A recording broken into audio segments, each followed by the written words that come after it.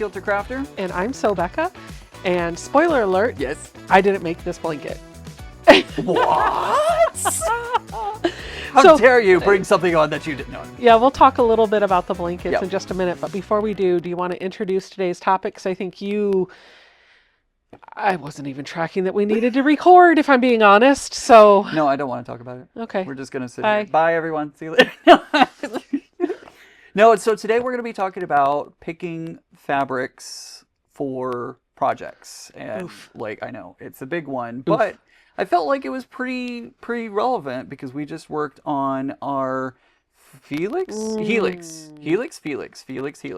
Atlas, that one. I don't know how you got Felix out of Atlas. I don't know either, but we just picked fabrics yesterday because we did like a marathon Oh, it was so good. creating session in the space yesterday, and we'll talk about that in a minute. And I'm going to talk about all the ways that I messed it up and had to start all over. Yeah, I felt like this was a really good time to talk about it, so that's what we're going to talk about today. Awesome. Yeah. Well, why don't we start talking about the covers that we have, since I don't have a quilt. Yeah, so the quilt I have is one that is special to me and to you, because this is the one that we worked on together. This is So sweet. Yes, good job. I remember. What colorway is this?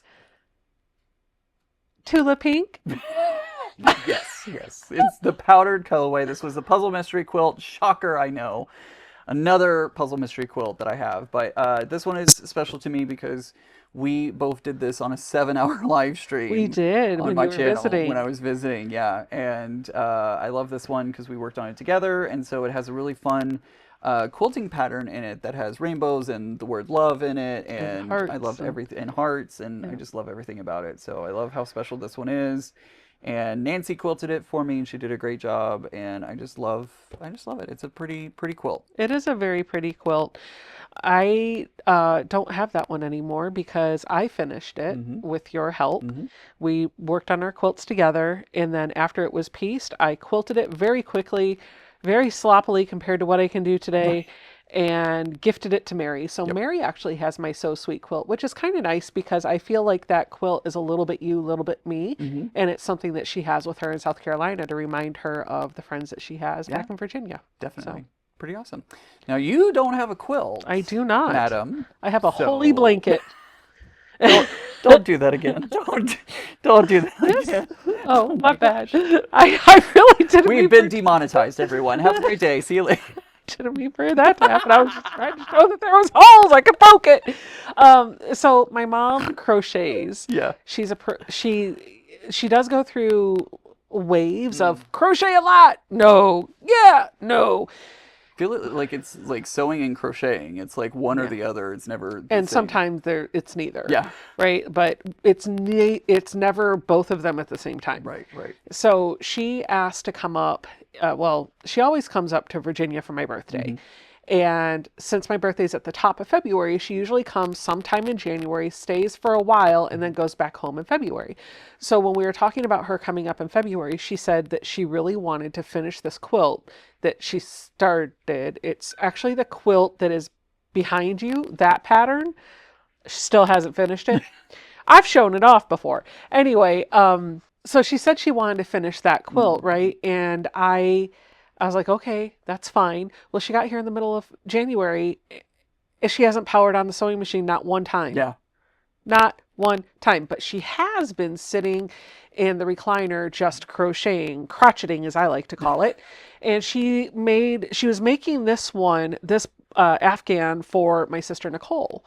And the one that's peeking out right behind here, the pink and white one, that's another one that my mom crocheted for me. That's the only other Afghan that I have that my mom ever crocheted. And she gave that to me back in like 2000. Nice. So it's about 25 years old, and it's made with Walmart yarn. Yeah. So it's a little scratchy. Yeah. And the holes in it are a little bit bigger, and it's not quite big enough to cover up with. So I told her I would love to have another Afghan. I mentioned this a while ago. I would love to have another Afghan that she made for me. And so she's been going through trying to make everybody a quilt and an Afghan. Nice. And she was making this one for Nicole. And I told her, I was like, I really like the colors in that. This is a striped yarn. So all the stripes just happen by themselves. Yeah. And so organically. Organically, that's right. It's like a jelly roll race for crochet. Yeah. Anyway, she was making this and I told her that I really liked the yarn. And so when it was finished, she threw it at me, literally. And I was like, what are you doing? She's like, I ordered more of that yarn. I'll make another one for Nicole. And so that one's already done.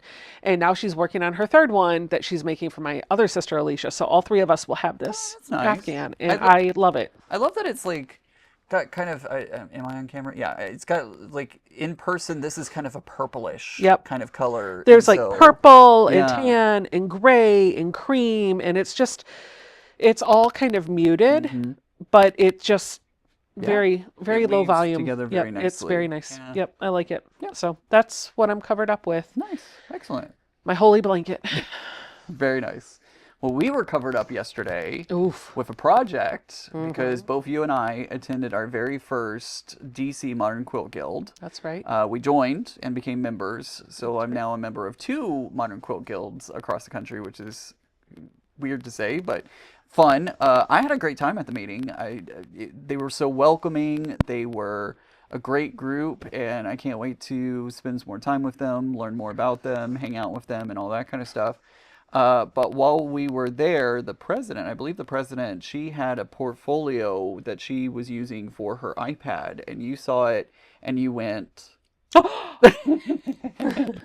and we're very excited about it because it's cute. It's a cute little portfolio. It's the Atlas portfolio. The Atlas bag is what it's called. It's actually called a bag. I don't know why. Yeah, I don't know why. I thought it was a portfolio. I think it's a portfolio in my opinion. From Center Street Quilts, by the way. That's right. That's yep. I have made a couple of videos showcasing how to make some of the bags that Center Street Quilts makes. By the way, I believe they also do foundation paper piece blocks that I have been drooling over for a while, and I've bought a few of them. So if you're ever looking for like a really cute little FPP block, they've got some that are really cute. Nice. But I really liked the Holland pouch and the Hemingway pouch from them. They were so easy to sew, and I did the tutorials for it. So you had to buy the pattern because I wasn't going to give away the measurements and stuff because I didn't think that was fair to the designer and the writer. Always buy the pattern. Always buy the pattern. Always buy the pattern. Even if your friend has it and you're working off their copy, give the designer and the pattern author credit and just spend the $10 or whatever on the pattern. That's their livelihood. So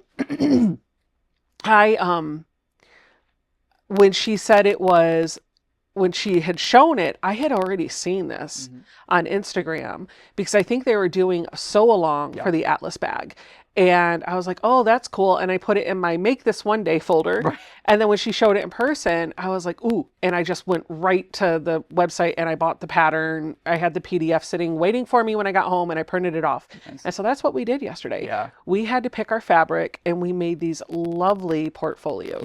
Yes. Yeah. They turned out really great. And we made them in one day. So it is possible. We chose our fabric, we quilted it, we cut it, and then we sewed it all in a single day. Now, we finished at like 11 p.m. So it was like, and we got home. But we stopped for dinner and we watched an episode of Dexter. That's true. And like, it was a long day. Like we left my house to go to the Quilt Guild at 9 in the morning. And Quilt Guild started at 10 and went until about 12, I think. 12, 1 o'clock. Yeah. And so we were home back at my house between 1 and 2. Yeah. And I don't think we got started right away because you had to run and get your fabric. Yes. Because I'm going to tell this story and then we'll talk about picking fabric. Yeah. So yesterday when I saw the bag, I was like, ooh, I want to make this. Ian was like, oh, I guess I'm making it too. And it was so funny because yesterday I was like, oh, what are you doing today? And you're like, well, I got to record this video and I want to do this and I want to do that. Did you do any of it, Ian? Nope, did not do it. Did you make a bag? I did. I did make a bag. I did make it. You know, sometimes it's those happy journeys, though. I don't want to say happy accidents, but like it's just kind of like trashing all the plans that you had and are like, let's just go in this direction and see what happens. So yeah, no, I did. That's my life on the daily.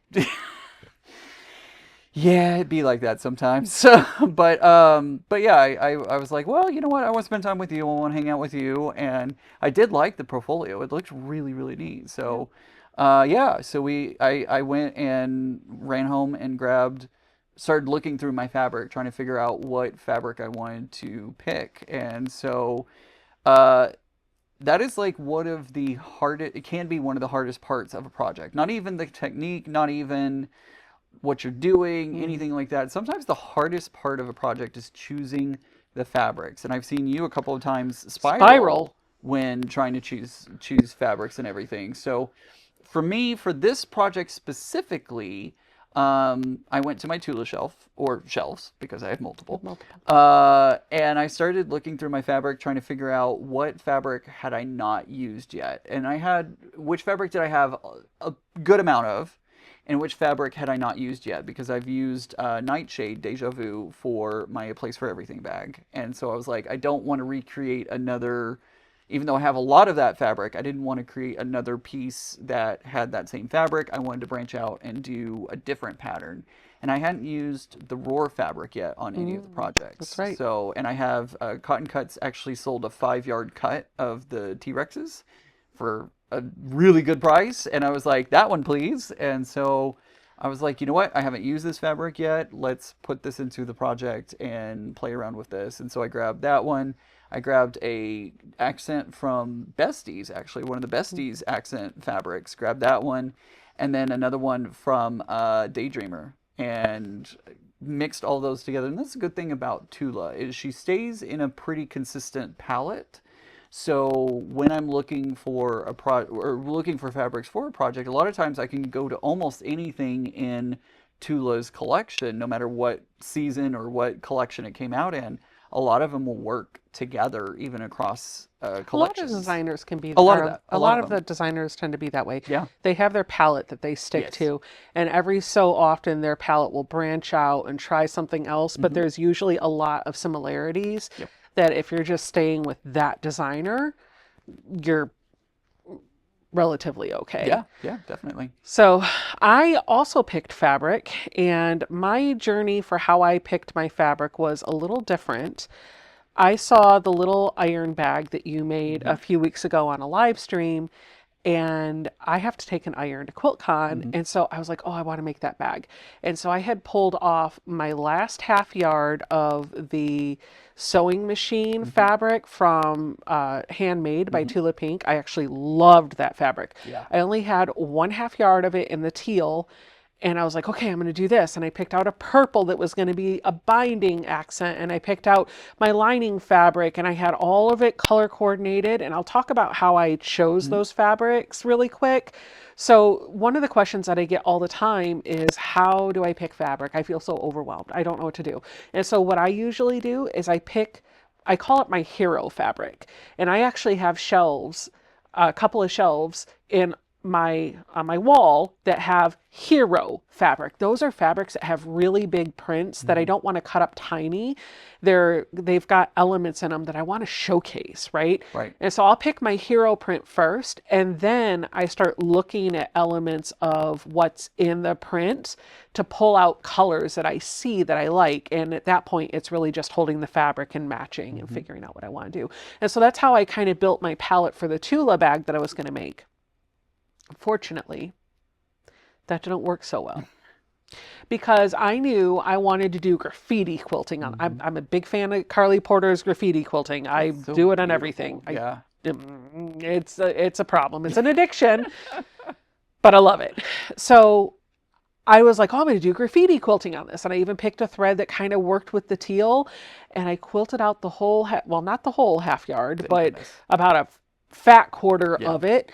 And it came off the long arm, and the quilting was beautiful, but I hated the way it looked with the machine, because the fabric was so busy and the quilting was so busy. They both competed for your eye, and every time I looked at it, my stomach just plummeted. And I just ended up giving Ian the quilted panel so he can have it. He can do something with it. And I opted for another palette, and I went into my boutique stash. It's been a while since I've worked with my boutique. So I picked out my first fabric, and then I started building off of that. And what I did for that is I knew that I wanted the hero of my bag to be the quilting. And so I picked fabrics that had very muted prints so that the quilting could pop. Yeah, definitely. So yeah. Okay, that's our episode. That's how you pick fabric. Okay, thanks. Thanks, bye everyone. That's like our third false ending now. But yeah, no.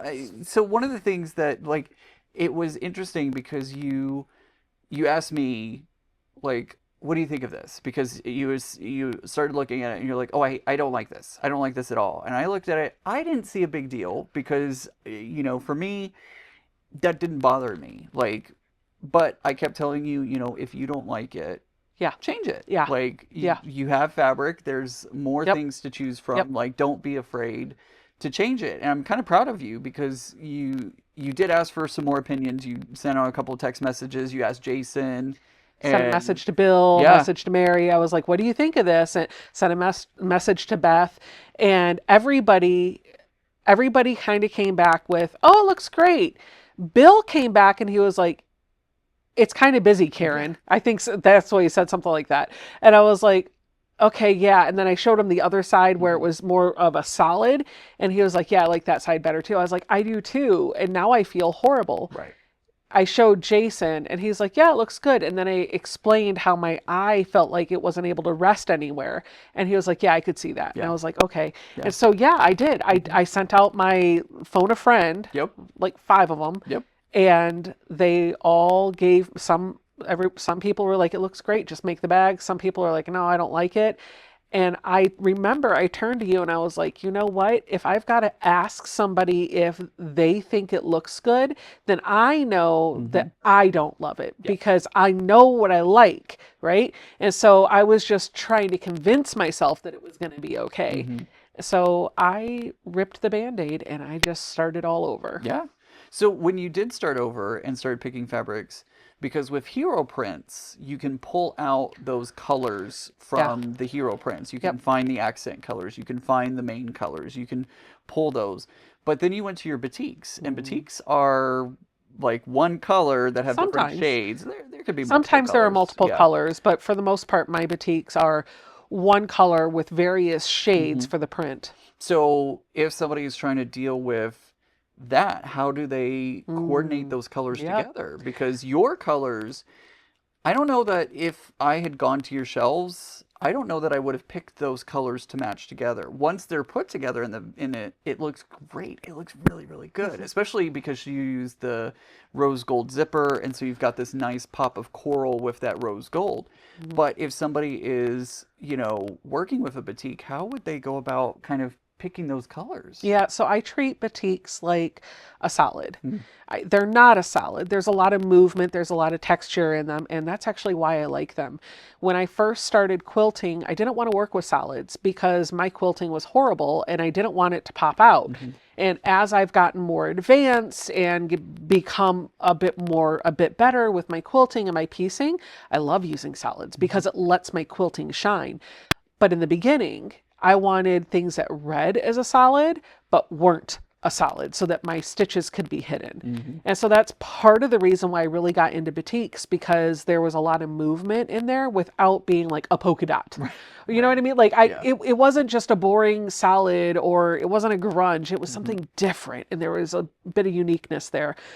So what I do when I'm picking batik, or when I'm working with my batiks, is I kind of treat them a little bit like solids. And the first thing that I look for is if I'm pulling something that's a solid or reading as a solid, then I don't have a hero print to pull from. And so I'm going to think about not necessarily the color wheel, but it is the color wheel. I think about colors that are going to complement with that. And so what I'm really looking for is trying to determine how much contrast do I want between the two. And so I chose this coral and this really, really, really soft aqua for my bag. And there's a big contrast between the two. Definitely. But they kind of work because I think they're on opposite ends of that color wheel. And so you get the complementary and you get the contrast. It doesn't always work like that, though, so you got to be careful, because you can pick a blue and then the yellow, but if you choose the wrong shade, you messed it all up. So if you pick something that's more saturated and then the low volume yellow, or maybe like a Civil War version of that yellow, it's not going to play with each other the way that you think it would. Yeah. And so what I'm usually looking for is the brightness about the same. You know what I mean? Yeah, is it shaded about the same way? And if that's the case, then I'll go with it, as long as I like the way the fabrics look. And honestly, the way I do it is I lay the fabric down and I just start picking up and laying next to it. Do I like this? Yeah, maybe. Do I like this? Absolutely not. Oh, I love this. Do I like this better than that? And I just kind of keep going until something catches my eye. And that's what I did yesterday. I pulled out the light blue. I knew I wanted that. And I started pulling for things that I thought would complement it. Yeah, definitely. When I put together, I have a laptop case or a laptop bag that I put together. Yeah. And for that one, it is using Juicy Juice's fabric. So same designer. I'm keeping within the family of design that he has created. But I wanted sharp contrast. Yeah. I wanted pop and wow with it. So the bottom portion of the bag is kind of like this deep blue. It's like not royal blue, but getting towards that. It's a deep, deep blue.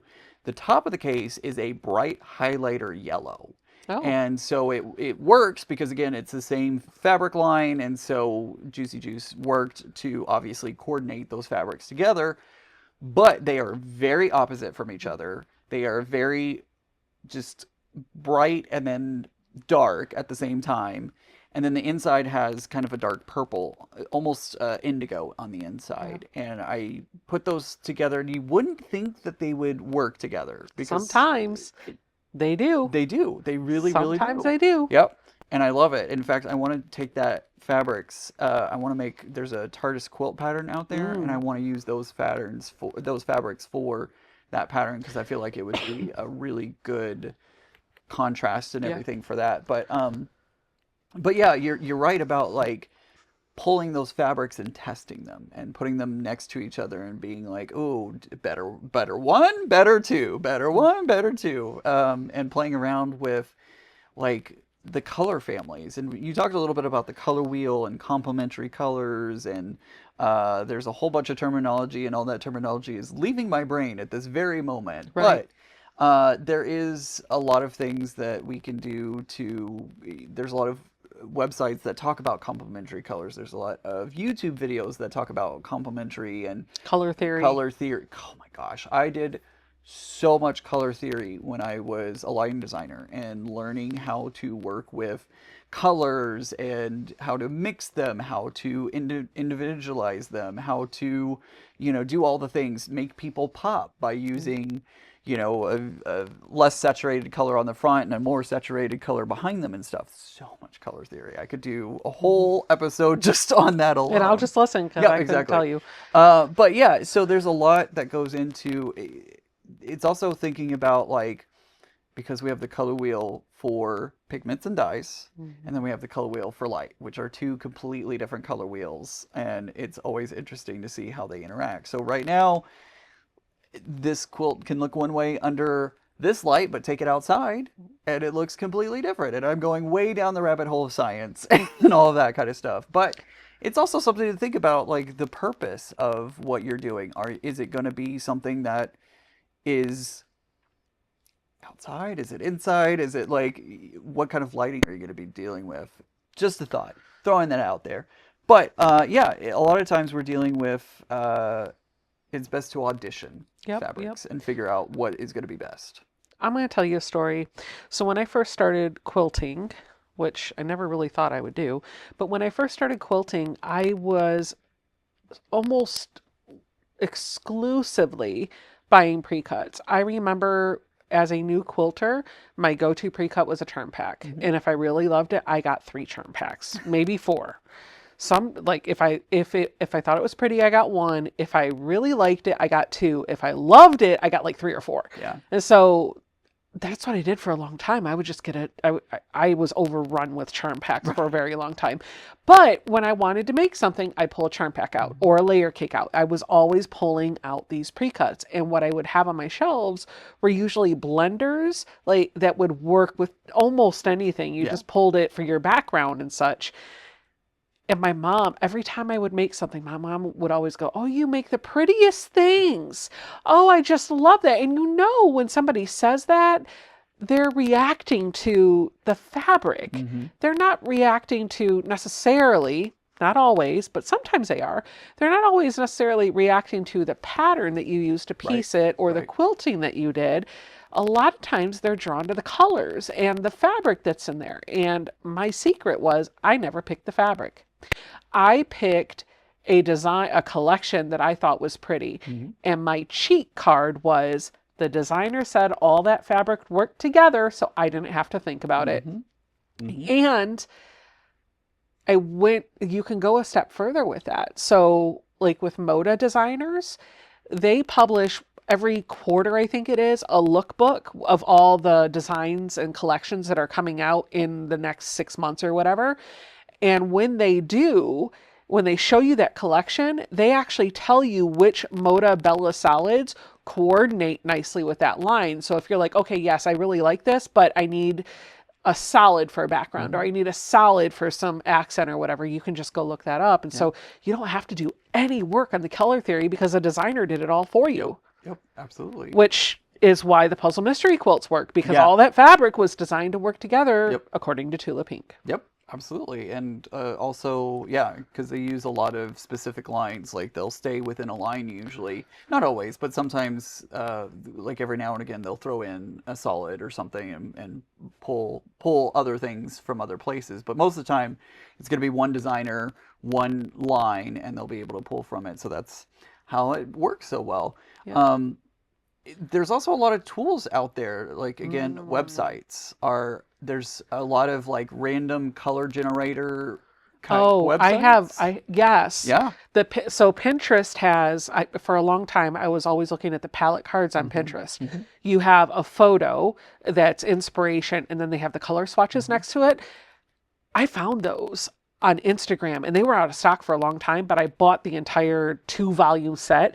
They are boxes that have these cards in them that are exactly that. It is a photo, and they pull out, I think, 6 colors from the photo that are all going to work together. And so you can make a quilt that's got that palette going on. And I think those are really fun too. Yeah, definitely. Those are a lot of fun. They're a lot of fun to just pull out and be like, yep. Oh yeah. Oh yeah. And that helps get your motivation going a little bit too. And the more you see stuff like that, the more you're like, oh, you know what? Coral and blue actually work really well together. Yeah. Or I never would have thought orange and purple, but you start seeing that enough and you're like, oh, and now like automatically when I'm thinking about it, when I think about like orange and purple, not only would I put them together, I would automatically start thinking of a sunset. Yeah. Yeah, absolutely. It's really fun to take inspiration from the world around you. As a lighting designer, going back to the lighting designer again, I would take pictures, just random pictures all the time. A sunset, a sunny day, flowers. I would end up taking a lot of pictures of just random things and pulling inspiration from those. Because a lot of times when I was designing lighting plots, my professor would want inspirational photos of like, where did I pull inspiration from? And so I had a whole lookbook of photos and things that inspired me and got my juices flowing, creative juices flowing for design. And so I think as quilters, we can do that too. Ours is a little different because we're not using light, but we're still using that to inspire the works and everything that we're doing. There's also a lot of apps out there. I know that there's an app, and I'm forgetting the name off the top of my head, but several quilting community members have created apps that pull colors from different lines of fabric. So solids, like you're looking for a peach. Okay, here's all the peaches from all the different color lines. Pre-quilt. I love using pre-quilt to sketch out quilts. I'm starting to try to do that a little bit more in Adobe Illustrator and Procreate, but Pre-Quilt does make it really easy because you're just working with the shapes and you can color them in, but they've loaded in the solids from like Kona, Moda Bella, like whatever, a bunch of different manufacturers. So you can pick it and you'd be like, oh, that was cherry red from Moda Bella Solids. So I know I need this cherry red. You know what I mean? So yeah. Lots of places are doing that now too. Yep. And if one runs out, like if they run out of cherry red or whatever, it gives you the coordinating one, so you can go, okay, well, Moda's out of this one. Let's jump over to Kona and see what Kona is for this red. Like, what would the equivalent be and stuff like that. Another, Nancy actually taught me this one, is to take your phone, lay out your fabrics, and take a photo of the fabrics and turn it black and white. And that one I'm still learning, because what you think is going to be like a highlight fabric actually turns out to be like a darker tone or a lower tone. I'm probably not saying the terms correctly here, but when you put them in black and white, you get to see how bright or dark those fabrics really are in compared to each other. When I took the why am I forgetting the gems? She does the gems and minerals. Shoot. Alison Glass? No. I don't know. It's a designer, and I totally just am blanking on her name, and it's making me mad. But she creates like gemstones quilts, and they're I know who you're talking about. Yes. I actually saw somebody make one of those at retreat last year. And at first when I saw it, so they're literal gemstones, and it's FPP blocks, and you can make a whole quilt out of them or just do the block. And there's a lot of different colors that are going on. And at first when she was doing it, I was like, that looks really messy. But then as the gem came out, I was like, taking her class was so amazing, because she had us lay out the fabrics, and I was having problems trying to choose the fabrics, because I ended up I had pinks and blues. I think I had some greens, maybe a red or two, and I just kind of had this wide selection out on the table, and I was having trouble picking the fabrics that I wanted to include in it. And she said, okay, pick some, lay them out, and take a black and white picture, and let's look at the tonality of these fabrics. And when we did that, several of the blues that I had chosen were all the same. They were all exactly the same tone level. And then my pinks was like way up here, and then another pink was way down here. And so it was very interesting to see that tonality and be like, okay, this is way too spread out. I need to bring this in a stair step versus here's my bottom one, here's my top one. Like, I need to be able to stair step it, not take that steep curve. And so it was really interesting to pull and put in and play around with those fabrics until I got something that I was happy with. I didn't quite get that stair step 100% perfect, because there were some tonalities that were very similar to each other. And so it was like kind of a half step more than an actual step. But putting it together, and I ended up with some pinks and blues, throwing in an occasional white or black, because gemstones are a lot of colors. They're not just a single color or two colors. You've got a lot of facets. You've got a lot of different colors. And adding that pop of white or that pop of black helped to tone up or tone down what was next to it. And it was really fun playing with that. And I ended up I called it a cotton candy diamond, because it was pinks and blues and black and white, and it looked like a cotton candy one. So it was fun playing around with facets and everything like that. I highly recommend checking out MJ Kidman and her designs, and just playing around with making gemstones, because you can kind of go wild with it and just do whatever you want with it. So it was really fun. I don't even know what to say to follow that up. I don't know either. I don't know either. My trick is to pull a pre-cut from a collection that you like, and eventually I think that you start to see and you start to understand. But it's also a little bit like dressing yourself. Yeah. Right? Like, you're able to pick out an outfit. You can tell what pants go with what shirt, and what you like how you like the way it looks, right? Same thing with picking out colors and this is even worse because there's so many options, but painting your home. Yep. You know what you like, so go with that. Go with that. Like, trust yourself enough to know that you know what you like. Don't do something because somebody else told you it looks good together. Go with your gut. If it doesn't look good to you when you touch it and you put it together and you're not feeling it, put it back. Put it back. It might work for someone else, but it's not going to work for the project that you have in mind because it's not speaking to you. Audition it, let it lay out for a while, and then goodness knows if you've started and it's not what you were thinking, like what happened yesterday, it's okay to quit. Don't keep going because you already started. Quit, pivot, and recover yourself and go down that new direction. Yeah. You don't have to be stuck with something that you hate. Like, don't allow yourself to be, well, I've already cut it. Or I've already quilted. I need to, like, see it through. I've done that a few times, mostly because, and it's happened to you too, where you put a project together, you choose the colors, you get it going. Puzzle Mystery Quilt is a great example of this. Like, you were like, oh, I don't like these colors. And then we got to the end and you're like, oh, it's not that bad. It's not that bad. So, sometimes we can get to that point where we're like, oh, yeah, I like this. Like, it wasn't as bad as I would never have picked the fabric. It wasn't as bad as I thought it was going to be. I like it for what it is. I still stand by I wouldn't have bought that fabric in a quilt shop. I wouldn't have, and I still wouldn't. But I like how it looked in the very end. Oh my gosh, that was challenging to work with fabric that I didn't like looking at every month for 10 months. Yep, it can be a challenge. Definitely. I don't know what else to talk about with picking fabrics. Do you get questions like?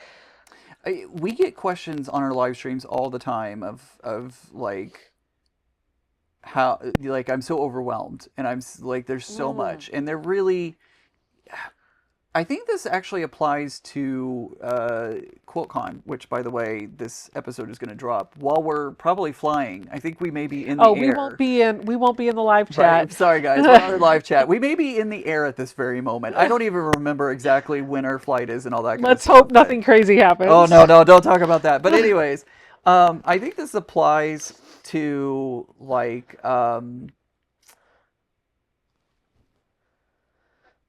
did I lose my thought? You did lose your thought, but you were talking about being overwhelmed. Oh yes, QuiltCon. I was talking about QuiltCon. When I go to QuiltCon, I get overwhelmed. My brain gets overstimulated by the colors, the textures, the prints. That, like, there's a lot that happens, and I think this can happen in your own home as well, because there are so many colors that you're looking at. Quilt shops, your home, whatever. I hear that a lot, not from necessarily just the subscribers, but I hear it from my own family. So my mom says it all the time anytime I take her into a quilt store. Oh my gosh, I'm overwhelmed. Oh my gosh, I'm overwhelmed. And it's really easy to get overwhelmed because you're seeing all of that visual stimulation. And so what I usually will do is gravitate towards a print that I know I like. I like florals. So maybe I'll go look at florals, or maybe I'll go look for some fabric that has whales on it, or some sort of sewing machine element. And then once I see something that jumps out at me and I'm like, oh, that's really pretty, I really like that, then I'll think about, do I want to use this in a project? And if so, from that one fabric, I will lay it down and pick out colors that are in it that I like, just like I talked about before. But it's really not about trying to find all the fabric in that place that works. It's about finding one fabric. Just find one fabric. So my trick, I go with my sister-in-law, Amber. Every few months, I go down to Harrisonburg and we do a run of a couple of quilt shops in her area, and we do like a candy store, and you've been with me for that. I have. And Amber loves it when I make her tote bags. She loves it when I make her just a simple zippered tote. And frequently she'll pick out fabric for her next tote bag. And she always has a hard time because she walks in and says, I'm overwhelmed. And so I tell her every single time, just pick one fabric and I'll do the rest. And so she'll go and pick one fabric that she thinks is really pretty. And most of the time it's a Tula Pink fabric. Of course. And then she'll lay it down. And when she does, I'll look at it and I'll be like, okay, what colors do you like in it? And I just kind of walk her through the questions that I just said. What color do you really like in that? And she'll point, and I know she loves bright colors. So it's usually something really bright, and I know that about her. And so I will build a palette of 3 or 4 fabrics that all kind of work together, and I'll give her like option 1, option 2, which one do you like better? And she'll be able to go that one or that one, which is a whole lot easier than just seeing all of the fabric that's on the shelves and trying to tell yourself, oh, I got to pick something from all this. No. You just have to pick one fabric that you like. My mom does the same thing. My mom absolutely does the same thing, but she knows what she likes. And if I just pull something off the shelf, oh, I don't like that. Okay, great. All right. Do you like this? Oh yeah, I like that. Okay. And then if I pull out fabric number 2, she can do the same thing. I don't like those together. Oh, I do like those together, but she's unable to go to the shelf and pick the fabric because I think she's scared of not picking the right fabric that goes with it. Yes. But here's the thing. If you pick the wrong fabric, you just put it back. Yep. Not big deal. Yep. If you're in a quilt shop and you're having that overwhelming feeling, which so many of us do, and I get it sometimes too. I get it as well. I would tell you, ask for help. Mm-hmm. There are other quilters in that shop. There are people that are working there and they want to sell you fabric. Ask them what they think. Ask them to help you pick it out. Sometimes I've got quilts that I've made that I needed help picking out the fabric because I was just so overwhelmed with choices I couldn't do it myself. Yeah, and a lot of times those quilt shop owners know what coordinates. They've worked with fabric so often and so much that they know, okay, hey, this fabric from Moda actually coordinates really well with this fabric from Free Spirit, like pairing those up and being like, oh, we can connect these two, and like that's why they're there. That they're there to help you and sell you fabric, and a lot of them are more than happy to take the time to walk with you and figure out what goes together, what works together, and all that kind of stuff. So and it's also interesting because oh gosh, I had a thought and it just went poof. I know. We're having brain farts I know. today. It's really bad. It's kind of terrible. Oh, I remember what it was. They also know what's in their shop, which I think is part of the reason why we can feel overwhelmed because we don't know everything that's there. And I think for me, sometimes it can be, okay, well, I picked out this one fabric and I've got to pick out 10 different fabrics for a quilt. How am I going to find 9 more fabrics that go with this? Yeah. And there have been times where I have gone into a quilt shop and I have pulled an entire palette and then I put it all away and I walk out because I'm like, no, I'm not feeling super excited about, but they know what's in the shop. And because they've seen fabrics that other people have curated and they've seen the book, because you don't just always buy within the line, you buy what you like. They've seen other people put it together. They're looking at collections, they're looking at samples, they're looking at what other customers are buying. They're going to be able to recommend some neat things that maybe you haven't thought of, and they're going to know what they have that maybe you didn't see. Yep. And it's also interesting too, because a lot of stores, I put forth a specific example of this, the Scrappy Apple. Love their store. She is great. But I don't find a lot of things that I like in that store because of who shops in that store and their preferences. So there's a lot of like Civil War reproduction fabric and florals and things like that. I asked her like, hey, there's no tulip pink in here. And she said, well, my customers don't prefer that. They prefer the Civil War reproduction fabric and everything. I've tried to put Tula in here before, but it always ends up in the discount bin because people aren't buying it. Great. Tell me when she buys it. Right, exactly. Exactly. Wait, great. Tell me more. But, you know, it's also interesting, too, because a lot of times what they're buying for is the demographic that is going to be purchasing that fabric. So all that to say, don't get discouraged if you walk into a quilt store and don't see anything that you're like super thrilled with, because it's not necessarily the store, it's just maybe the demographic that is buying and what their preferences are. Right. And so like if you walk into a quilt store and don't see something that you're like, oh, this is perfect or whatever, don't be afraid to go to another one, or, you know, look around. Don't just stick with one place and be like, oh, it's not there, I can't find anything. Like, does it make sense? Yeah, it absolutely does. So let's take that topic and tailor it for just a couple of different scenarios. Not all of us have the luxury of going into a quilt shop, right? And so you're buying your fabric online. How do you make sure that it all works together?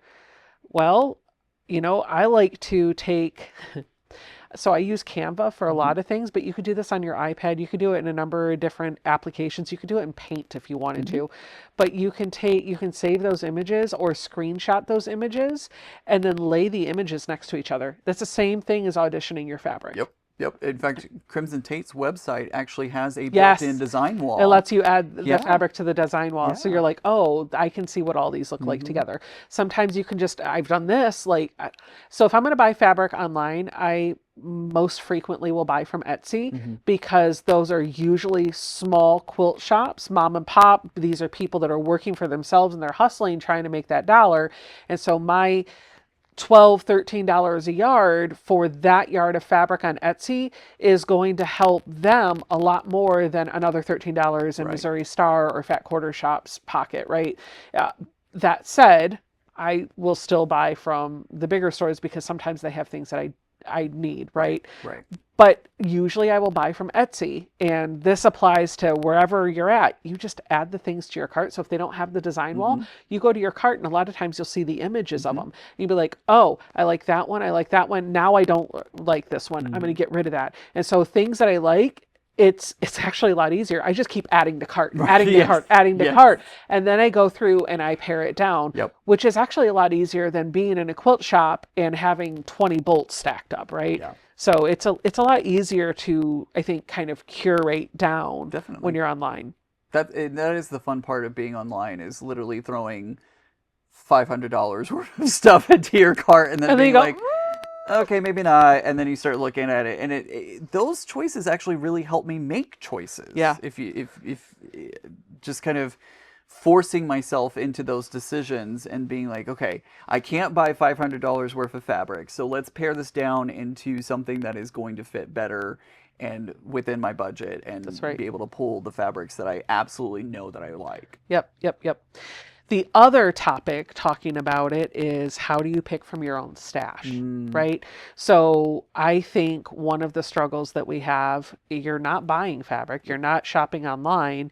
How are you going to find fabric in your stash that works together? And I'm going to tell you, I tell you all the time, my number one thing for knowing what you have and being able to work with it is to be able to see it. Yes. I won't say you have to do this because you might not have the space for it. Right.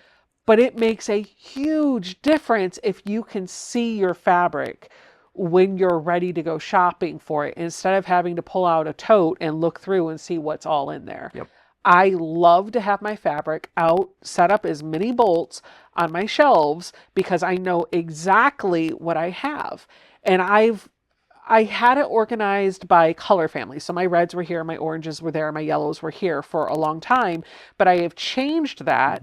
I've always had my batiks and my cottons separate, so I know where they are. But now I've changed it, so I still keep everything in rainbow gradient order, but it's printed cottons in rainbow gradient order, batiks in rainbow gradient order, and then my hero prints are separate. Yep. And that makes it a little bit easier because I can go to this one shelf of hero print, pull out the one thing that I like, and now I just run it along the rainbow, but I know what I have. I can tell you I don't have a lot of red. Yeah. Because my red section is like 2 bolts of fabric. Well, I'm talking about the batiks. Maybe it's more like 4. I was like, look at it. I'm like, wait. But look how quickly it goes to pink. Yeah. Like it's like red, pink. Yeah, definitely. Red, pink, coral. Yeah. You do like your coral. I do have a problem with coral, and I didn't realize that until I started putting my fabric by color.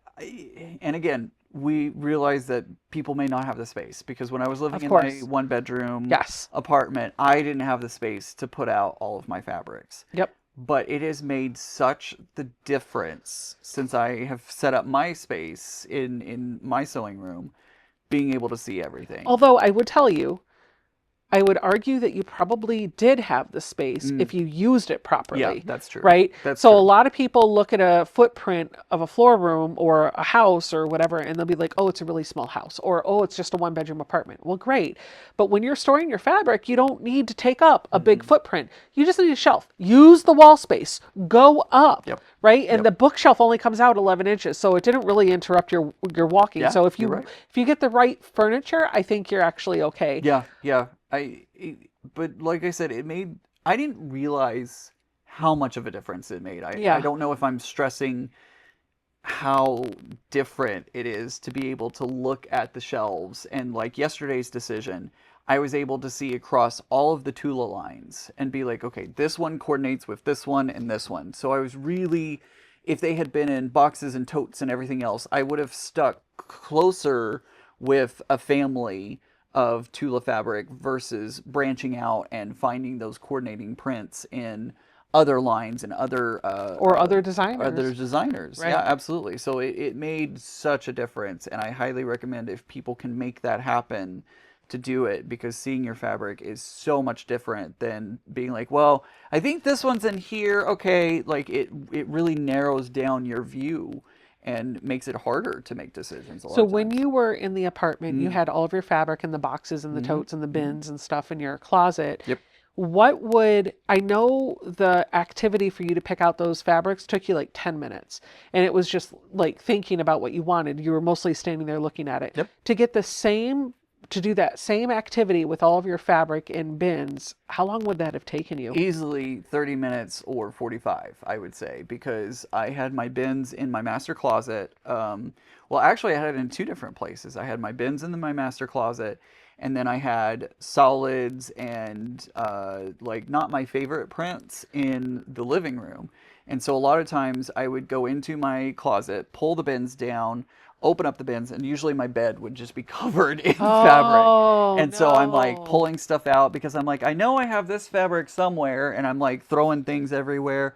So it was like chaos every time I would look to coordinate. And how, like that, just the idea of picking out fabric at that point shuts down your creativity. Yeah. Because it becomes a whole thing. Not only do you got to go pull out the fabric and look for it, but then you've got to unpack everything, and then you got to pack it all back up. And then you're just kind of like, you know what? I'm not going to make it. I'm done. See ya. I'm not going to sew. Yeah.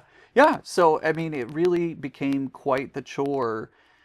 Especially if I had a specific fabric in mind. I'm like, I know I have this fabric. But you got to figure out where it is. But I got to figure out which bin it's in. And then, so it became quite the mess. And so, having the space to be able, and putting it on the comic book boards has been so helpful, because I was dealing with just folds of fabric. And so I might visually see about like this much of a fabric versus being able to see the whole the whole bolt. So it's made quite the difference, I will say. I'm glad. Yeah.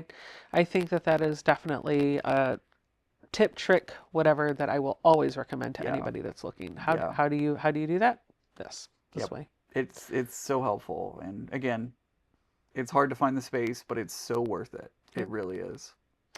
And there's one last tip for you. Which is? Buy a quilt kit.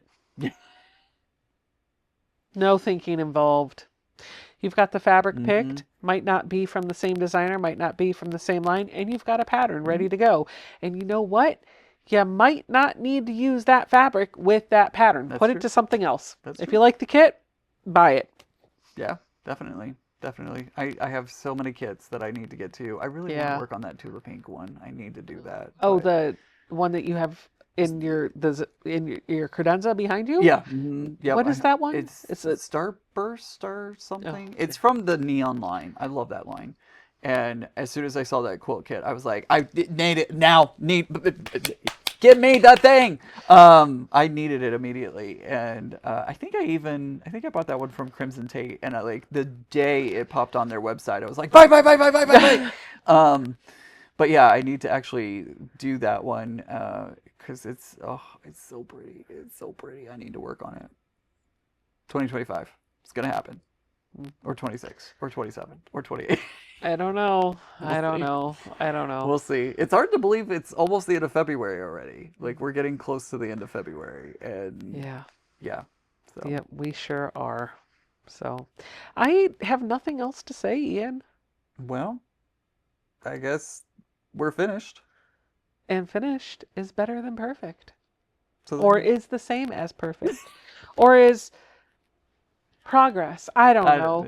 Brain dead. Listen, that's what happens when you have a sew-a-thon for 7 or 8 hours. Yeah.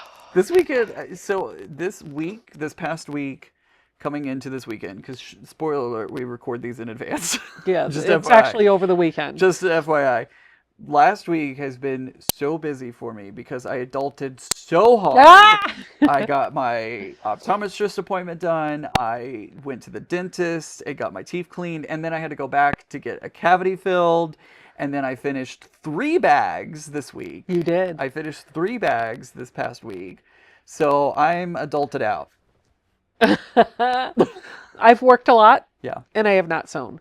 Well, no, that's not true. true. I have had some time in the evenings to sew, and I started a quilt last week that I made. I was making the blocks for in a live stream, and I decided I was going to break it up. I was going to show you how to make the blocks in last week's live stream, and then take those blocks and sew them together in this week's live stream, which I did.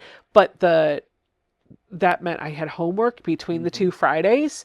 And so I had made one of the block, and I had every evening I had to be like, I can't do, I got to work on these. I got to work on these. I got to work on these. So the quilt's almost pieced. I need to put some sashing in, but yeah, that's the only thing that I really got to work on. It was nice to be able to work on something that was not Definitely. for a video. Definitely. It wasn't for a pattern. It was just something that I wanted to make for myself. Definitely. And I can't wait to take it to QuiltCon, and I can't wait for you to take other things to QuiltCon, like your vest.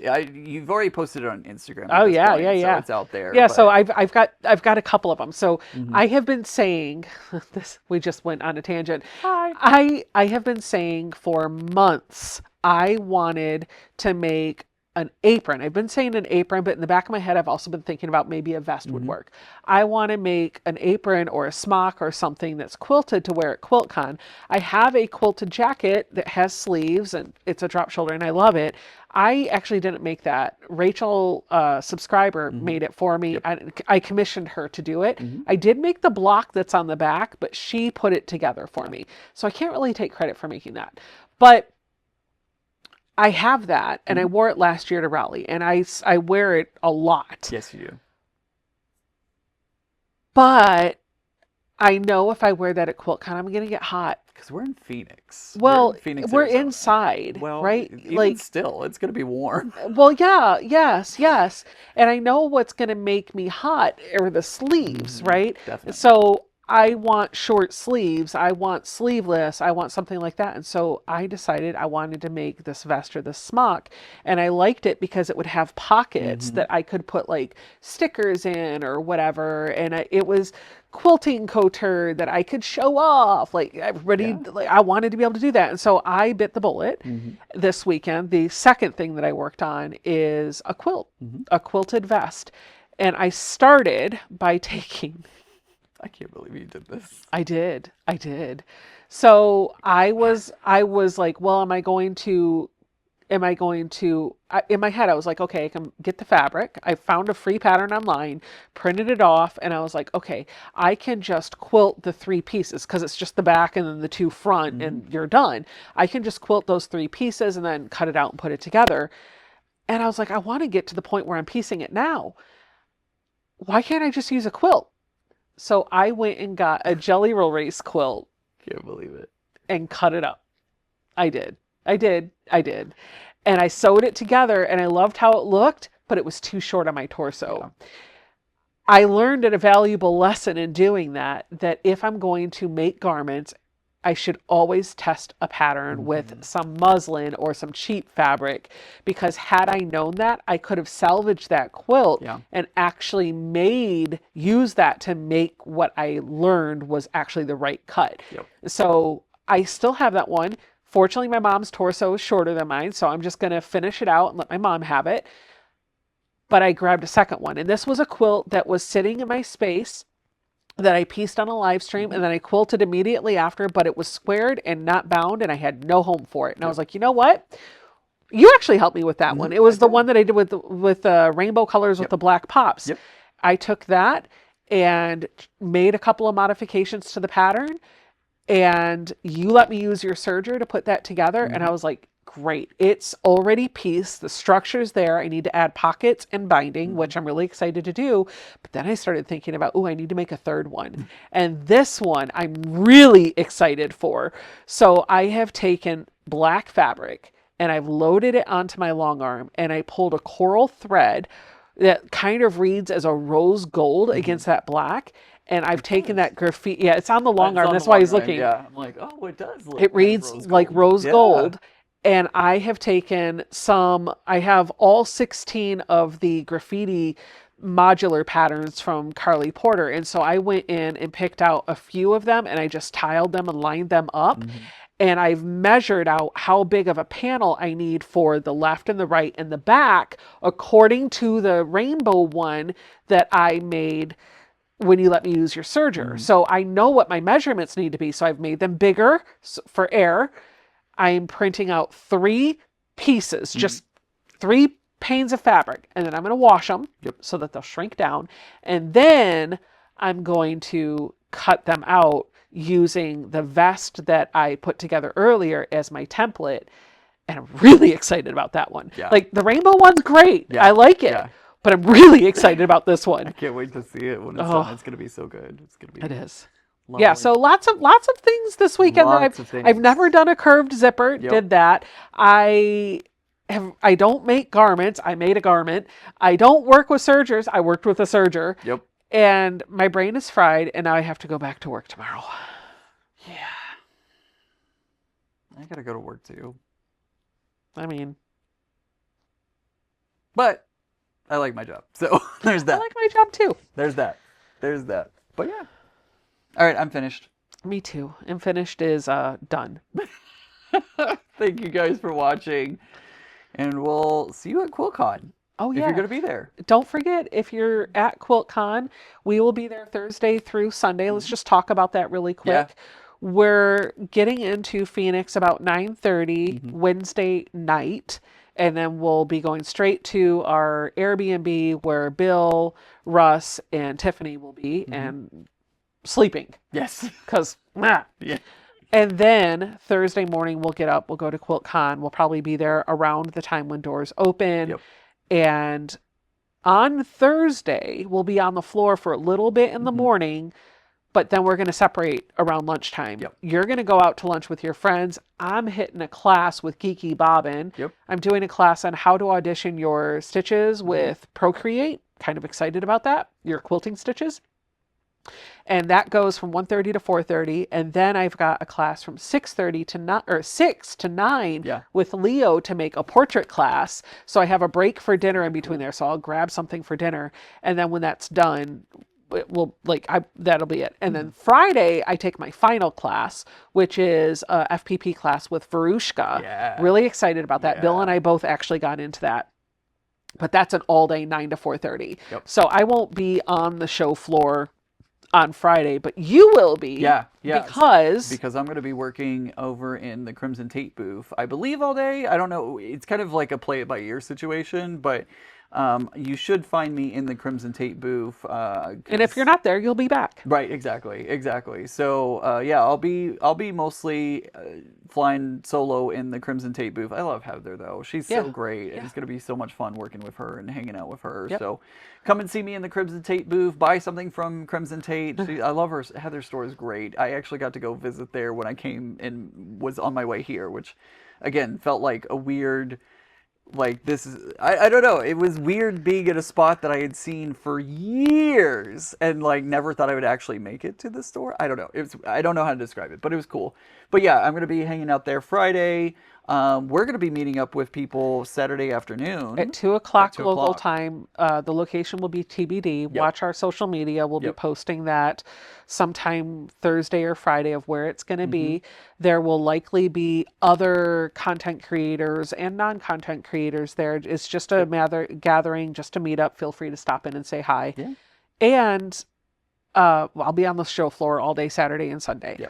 But if you see us, ask for your QuiltCon sticker. So I have made a decision, and it might change.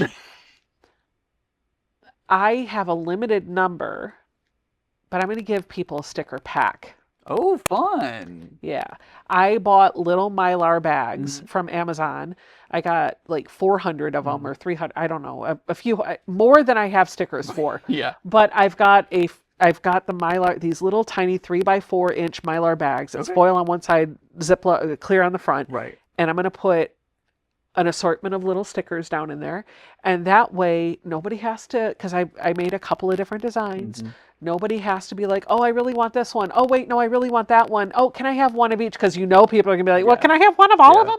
This way I can just be like, here's your sticker pack. And then you get one of every design I made. That'll be fun. That'll be really I'm cool. like, here's your sticker pack. Excellent. Here's your sticker pack. I'm really excited about that. I'm even thinking like maybe I could get like a little mint or a little piece of hard candy to put in there and be like, here's your little goodie bag. Fun. Yeah. A little QuiltCon goodie bag. That's cool. We'll have to see what the little bags look like. Right. I have 3 different stickers. Unfortunately, I can't give everybody every sticker. No, so that's fine. You'll have to choose for me. You'll get to choose one Overachiever sticker here. Right? True. That is true. That is very true. But yeah, I have a limited number of stickers. I have a limited number of sticker packs. Yep. So you have to I promise you there will be plenty on Saturday and Sunday because I won't be out roaming the floor Thursday and Friday. Right. So, I will probably give you a few to hand out. Maybe. I don't know. We'll see. We'll figure it out. I'm just excited. Let's just back up for a second and say how excited we are to be at QuiltCon. I'm excited. I'm also nervous. So excited. I'm just like, the travel is making me a little nervous because I don't know what I'm going to come back home to. Yeah, definitely. The job and everything else that's going on. I hope I come back and things are still stable. The good news is we'll be on vacation and we'll just push that away. I'm not even thinking about it. Like I'm excited to go I'm excited and to surround myself. Yes. And the friends that we haven't met yet, like Josh. Oh, They'll be excited to meet him, and we'll get to see the Bear Quilter and hang out with him. Todd, and Kim from Mr. Bone Sews, and Chris, Rose City Originals, and Verushka, and I might fangirl over Verushka because she's not my friend. I'm a fan. Well, I don't know her. She has no she knows that I put an order. Feel like a friend though. Oh, does she? She really does. I've never met her. Feel like a friend. So I think it's gonna be a lot of fun and new friends, old friends, and new, friends that we haven't met yet, and Leo. Brandy from Quilter on Fire will be there too. She's going to be in the Eliso booth. So don't forget, if you're at QuiltCon, any of those days, she'll be in and out of the Eliso booth, but she'll have like a little podcast lounge set up. And for the past few years, she has done quilters stories from that. And so you just stop in, you introduce yourself, and she'll ask if she can record a little segment. So she'll ask you a couple of questions, and she takes your little story, and she blends all of those stories into one podcast episode. So, and you don't have to be somebody famous or on social media to sit down and talk with her. No, because everybody has a great story. Everybody has a great story. So. All right, I'm done. Me too. Again, We've said that like the 4 times. I know, this is like the 3rd time, but thank you guys so much for watching, everybody, or listening. If you're listening to this on audio, because at some point we're going to put this on podcast apps. Yeah. Someday. One day. 2026 maybe. Anyways, thank you guys for watching, and we'll see you next time. Yeah. Bye, friends. Bye. Okay.